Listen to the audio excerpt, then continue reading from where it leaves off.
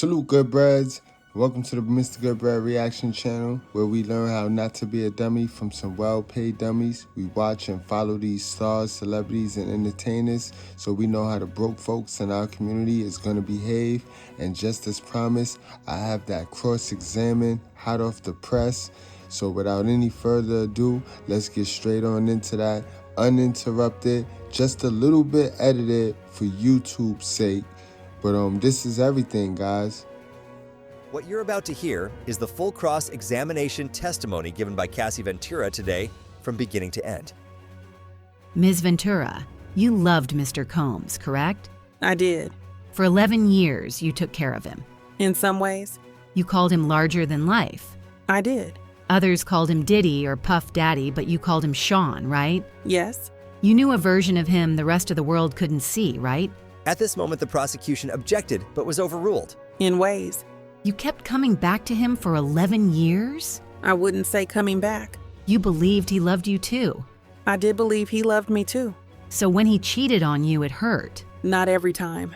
At this moment, the defense said, "Bring up this defense exhibit." but the prosecution objected and said it was not in evidence, and the judge agreed that it was not in evidence. Then they continued. Ms. Ventura, read this just to yourself. Why did you send this message? To let him know I was going to dinner. What was going on when these messages were sent? I'm not sure. What was going on in your relationship then? It was early. We were loving. I offer it. At this moment, the prosecution objected on the grounds of being offered the truth, but was overruled. Please read. I wrote, "I love you, smiley face. I'll fly anywhere for you. I love you, Cass." This 2009 email. At this moment, the prosecution objected on the grounds of hearsay, and the judge told the defense to ask more questions. From BlackBerry. What is BG? Baby girl. What did you write? You hungry, Pop Pop? And Mr. Combs wrote to you, "We are so in love, we don't do anything else." How long had you been seeing each other? Like 2.5 years. Please read this 1364. I haven't talked to you at all. You don't even try. You rushed me off the phone. I'm really hurt. I don't need your money. I need some attention. You wanted your special time with Mr. Combs? Yes. You testified that you told him, "I love you so much, you make me a better woman." I definitely wrote those messages. You wrote, "I can't wait until we have a baby of our own." You knew that he had 6 children at the time? Yes. Now, these messages about freak-offs, when you say, "You know it doesn't matter to me," you mean weekend or weekday, either is fine. That's what it says. Mr. Combs says, "Maybe we can call Jules." Do it. Yes. This was an explicit message from you about the upcoming freak-off. At this moment, the prosecution objected, and it ended in a recess called by the judge, but once they returned, they continued. Ms. Ventura, this is from Mr. Combs to you. You respond with an extremely explicit message, right? Yes. This is 2 days after planning a freak-off, right? Yes. He said, "I want to see..." How did you reply? I can't wait either. You wrote, "I feel like I want to fuck," right? That's what it says. Mr. Combs says, "I'm so horny I can't concentrate." What do you say? That I'll go to Dwayne Reed for candles and then set up the room. Did you understand that he was going to take another video of you? At this moment, the prosecution objected on grounds of speculation, and the judge told the defense to move on. You ask, "Any pills on you?" Yes. What pills were you taking then? Opiates. You deleted videos on your devices, right? Yes. What did you write? That I need to feel this is my husband, the only one who will see this side of me. Were you afraid that Mr. Combs was only seeing you for sex in this way? That was a concern. You still were not public in your relationship with him? Correct. Were freak-offs important? Integral to us. Who was at your 21st birthday party in Las Vegas? Britney Spears, Dallas Austin. How did you get them there? They came for Sean. You're very beautiful and charming. Thank you. It's true. Who is Tommy Mottola? A well-known producer. You were an up-and-coming star? I guess you could say that. After you signed with Bad Boy, things were still platonic. Yes. You had a rough performance. 106 in Park. It did not go well for me. How did he help you after that? We did a YouTube video. He said, "Everybody makes mistakes." What was wrong? I couldn't hear myself. You were dating Mr. Leslie. How much older than you was he?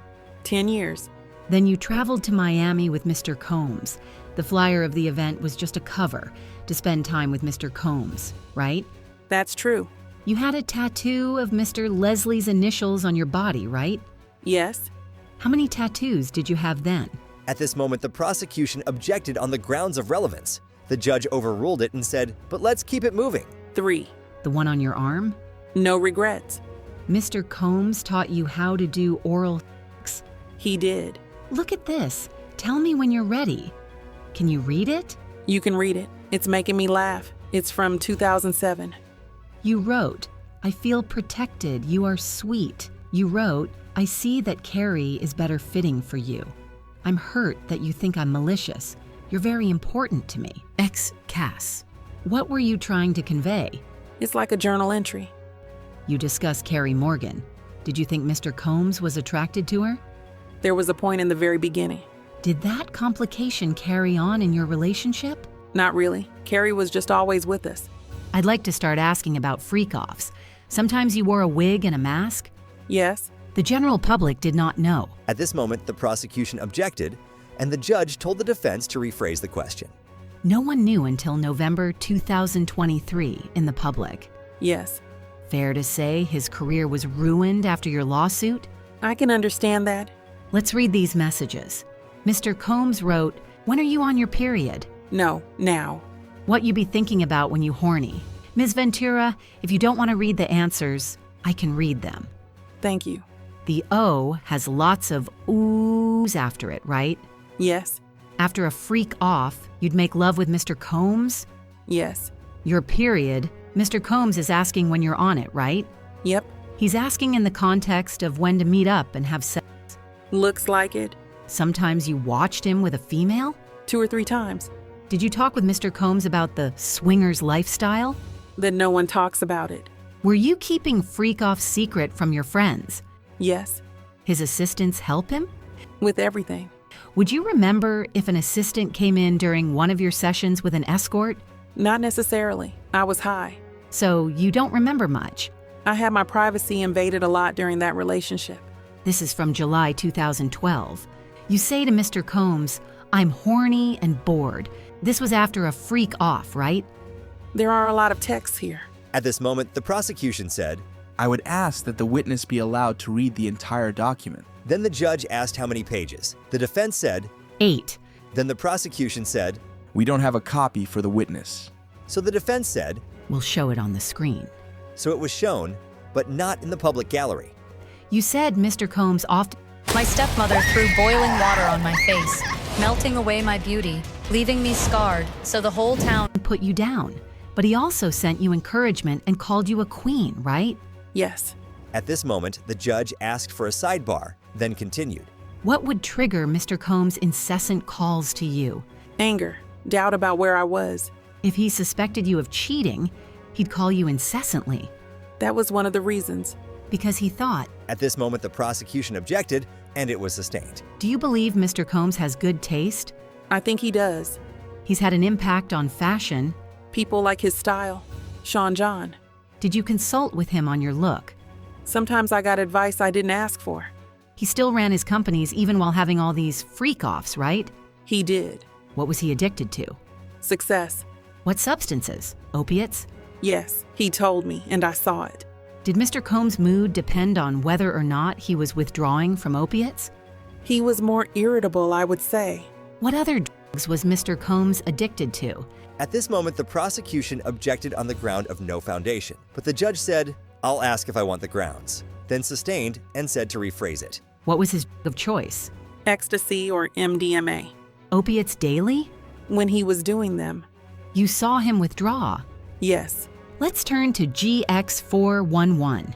At this moment, the prosecution said, It's not in evidence yet. then they continued. So B414, page 3 and 4. You wrote, I love our FOs when we both want it. You felt that? Loving FOs were just words at that point. Mr. Combs wrote to you, I want to freak out right now. And you wrote that you wanted it too. LOL me too. I texted more than that. But you did text that to him. Mr. Combs wrote to you, Jules is available if you're into it. You could have said yes or no, and you said love you. There was no yes or no. Bring up B420 on page 2. Mr. Combs wrote, "Do I have your permission to set up freaky fun?" You wrote, "Ovulation." Yes. Here, what do you say? I asked, which hotel? I must have called him in between. I don't want to assume anything. He said, "Montage." You said you could also go to Pleasure Chest. What would you get there? Sexual supplies, What supplies? lubricants, outfits. He says, "Have fun, impress me." You say, "Okay." He says, "Well, can we kiss a lot?" What do you say? Yes. You wrote, "I left the iPad." I don't know whose iPad this meant. Mr. Combs wrote, "I'll be there right after my session." This was in June 2017. Do you remember arguments you were having at that time? Not specifically. Here you say, "The game starts at 10 p.m. No breaking character till 8 a.m." This was a game a friend of mine told me, a way to rekindle your romance. By doing something different in the bedroom? It's a whole getting into character thing. Mr. Combs says, "Let's get some outfits and go to sex club." Mr. Combs wrote, "Surprise package coming from out of state. Why can't I reach you?" What do you say? I was getting my brows done. Did you come to know Mr. Combs was leaving to freak off to go see Kim Porter? Yes. How did you find out about Gina? How did you feel? Did it upset you? Yes, It prompted arguments? it did. And he thought you were not faithful. What were his reactions? It was scary. Mr. Combs wrote to you, "Let's do something different in NYC this weekend. FYI, Dave hit me." What does hit mean? Reached out. And Daniel contacted you. Did this mean you might have a freak off? Might? He tells you, "You better put me on VIP vibrate alarm or something." He's frustrated you don't answer his texts fast enough. Right. You tell him to come to NYC understanding there could be a freak off. Maybe. You also saw the Book of Mormon. Yes, Masked Pleasure. Is that a sect club? I would assume. He asks, "Are you ready for tonight?" What do you say? Yes, I just have to get some things. This is not about what I felt, right? Because you are skipping over a lot here. What did you write? As much as you think you're Bruce Willis, you're not. Your kids were babies when we started dating. If you saw him on social media on vacation with others, it was heartbreaking? It could be. I was 7 years in. And what about this? About Gina? You wrote, "I don't want to be a side piece, but I'll treat you as a king." You wanted to be the main girlfriend? In 2013, yes. You saw social media posts of Mr. Combs with other girlfriends and got angry, right? Can I speak? I was jealous of certain situations. Did there come a time he suspected you were in a relationship with someone in the industry, Mr. Muscudi? Yes. Mr. Combs thought it could be good for your career if you collaborated with Mr. Mr. Muscudi. Yes. Why did you begin your relationship with Mr. Muscudi? We enjoyed each other's company. You were in a relationship with Mr. Combs? We were on a break. But you were still doing freak-offs with him. Yes. After Mr. Combs found out by going through your phone, you went to see him. You knew he was upset. He previously attacked you. Yes. I thought I'd be safer with other people there. Now, her cheating and her stepping out of the relationship or the entrapment she claims she had with Diddy shows that she had more power than she let on. Because a person that's trapped to somebody not fitting to go out and cheat. Because when women cheat, they form an emotional connection. So she had to have told somebody what was going on. And that's why she is not a whole victim, guys. And this cross-examination was damaging. Your affair with Mr. Muscudi was only a month long, but you got a burner phone for it? Right. Mr. Combs kicked you in the back? Yes. This came up later in your relationship that you had cheated on him with Kid Cudi. He brought it up quite a bit. When he cheated, he said, "Well, you had an affair with Kid Cudi, right?" Sometimes. He suspected you of having an affair with another person in the industry. You were in South Africa filming? Yes. Honey 3. While you were there, you saw a photo of Mr. Combs with Gina and were irate, right? Angry. You blocked him and focused on the movie, right? I tried my best. Mr. Combs suspected you of a relationship with whom? Michael B. Jordan. You sent a video not only to Mr. Combs, but also to staff. Who? D-Rock. Yes. You sent it to them because you were angry with all of them. I was hurt. I spent all my time with them. You thought they were in on it. The physical abuse. When did your father learn about it? Same time as my mother. Did Mr. Combs come to Connecticut to speak to your parents? I don't know if it was then. Carrie Morgan knew about the abuse. Yes. The eyebrow gash incident, what was it about? Didn't answer the phone and went to sleep. I was supposed to be packing for a trip. He was inebriated? I don't remember that. Why were you asleep? A drink at the Abbey had something in it, I think. Did Mr. Combs ever abuse you while he was inebriated, then say he didn't remember it? Yes. Did you feel he was not taking responsibility? Yes. For drugs, you'd both go to rehab? Rehab wasn't really a thing during our relationship. The freak-offs were an opportunity for you to take drugs together? Yes. You went a lot to Burning Man? Yes. Did you ever call yourselves Get High partners? We did. Did you take drugs from him without him knowing it? Yes. What was his reaction? Explosive. Did he tell LA dealers not to deal to you? Yes. You told Ms. Coram that you learned only after the fact that Mr. Combs had dangled Ms. Bongolan off the balcony? I'm not sure. You were on drugs? I'm not sure. You got a life coach for your drug use, according to this document. I don't know who that person is. You were doing a lot of drugs? It was a rough time.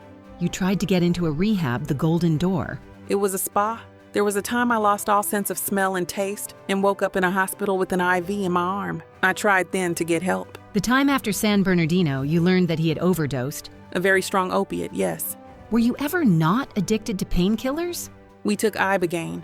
Where did you get it? Cancun, Mexico, separately. When Mr. Combs threw you off the boat in Cannes, when he accused you of taking drugs and squeezed your leg. Among other things. But you still wanted to be with him? I did. Switching topics, when you say Mr. Combs went with guns to find Suge Knight, do you remember telling the government that you did go with them?